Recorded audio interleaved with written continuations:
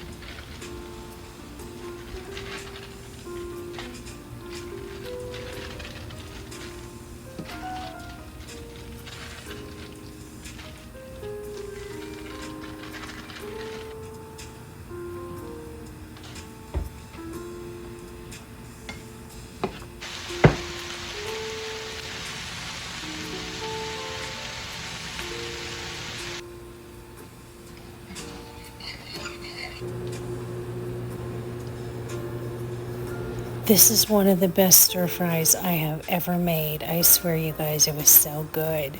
And then this will be the pasta salad. I love a bow tie for a cold pasta salad. I'm going to use probably half of that Colby cheese and chunk it up in cubes. Broccoli, peas, ham, and some sun-dried tomatoes. I'm getting with it on my bow tie pasta salad here. I happen to be out of bottled honey mustard dressing, so I'm whipping some up from a recipe. A fourth a cup of mayo, a fourth a cup of Dijon mustard, a fourth a cup of honey, a tablespoon of vinegar, and I'm just going to give this a whisk around.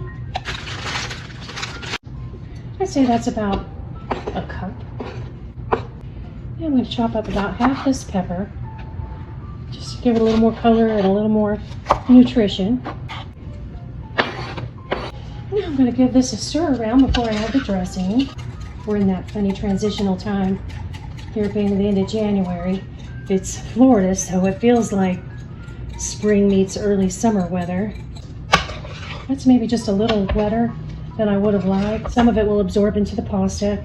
I purposely cooked the pasta al dente, knowing it will soak up some of the dressing. I'm going to add a little bit of cubed cheese. Oh yeah, that's pretty. My eyes are liking that. This is one of those salads, just about everybody likes it. I highly recommend it. Yep, that's my pasta salad. Probably use about 4 eggs. I'm going to roast that butternut squash and throw it in with the kale from my garden. So we're out here visiting my backyard salads to be. This is some romaine. This is also some romaine that kind of bolted on me and getting a little scary looking, so I should pull that, but this one's good. Definitely need to use him before he bolts.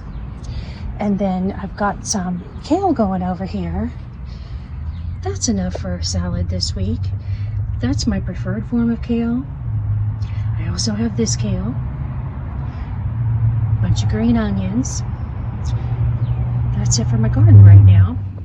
And then I'll put in some craisins. I forgot to pull the pecans from my pantry. I'm gonna put the curry chicken salad with that, and then some of that fajita chicken later in the week. And I know from experience my fall salad holds up really well in the fridge for a solid 4 days. So I've got my salads whipped up and ready for 2 days at work. I like to do the upside down method, and I put all the goodies on the bottom. I've got pear, the roasted butternut, the fajita chicken, barley, pecans, and craisins. And then I'll top that with these greens from my garden. And then when I get to work, I'll dump it all in a big bowl, put some of this apple cider vinaigrette on top, and a few blue cheese crumbles. And that will be my lunch Monday and Tuesday. And then for tonight's dinner, I'm going to do this salmon, which will roll into tomorrow night as well, along with this ravioli. And these are leftover veggies. They were a frozen kit that I roasted on Sunday. I don't know how tasty these are going to be. And then I'm going to make this zucchini cassoulet. Zucchini and half of those black-eyed peas, and the other half will go in the freezer. And then for game day, I'm going to do taco cups, which will allow me to use up these tortillas. I have a ton of those. Cheese, the taco meat, the last little bit of rice, which I will make to go with the stir fry. I should have put that over here. Well, that stir fry is really using things up. And then some sour cream to go with my tacos, and some. I made taco cups on my channel once before. I'll put a link to that video down below. If you guys have never tried these, I highly recommend. They're such a crowd pleaser. Even though it's just basic taco meat, something about doing it in the muffin tins gives it a different spin and makes it feel special. And little kids seem to really go for it. It's also a fantastic way to use up leftovers. You could do this with any kind of meat. It doesn't have to be ground beef, of course. I like to use the low-carb mini tortillas, but if all you have are the giant ones, you can cut them up into quartered pieces. And the recipe, which I will link below, of course. And then also for game day, the hot dogs in the crescent roll. Because I knew I would have more crescents than I had hot dogs, I decided to go ahead and put 3 in this muffin tin that I was doing the taco cups in anyway, and do like a breakfast sausage cup. So I've got the sausage browning over there on the stove while I'm working on the hot dogs. I'm going to cut these into about 12 pieces and get those rolled up in the crescents.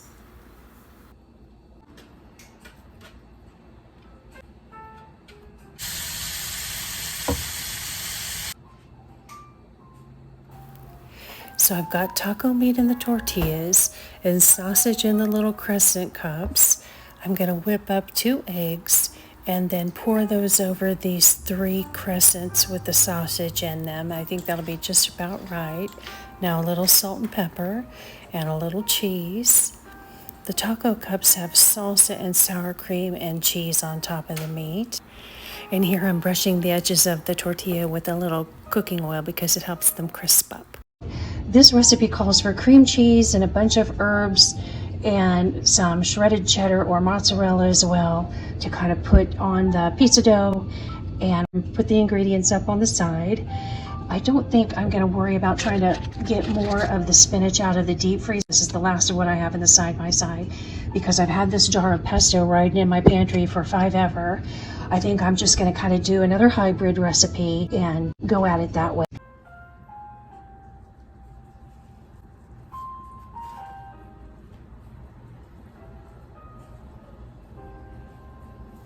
This was my new recipe of the week, and I really enjoyed making this.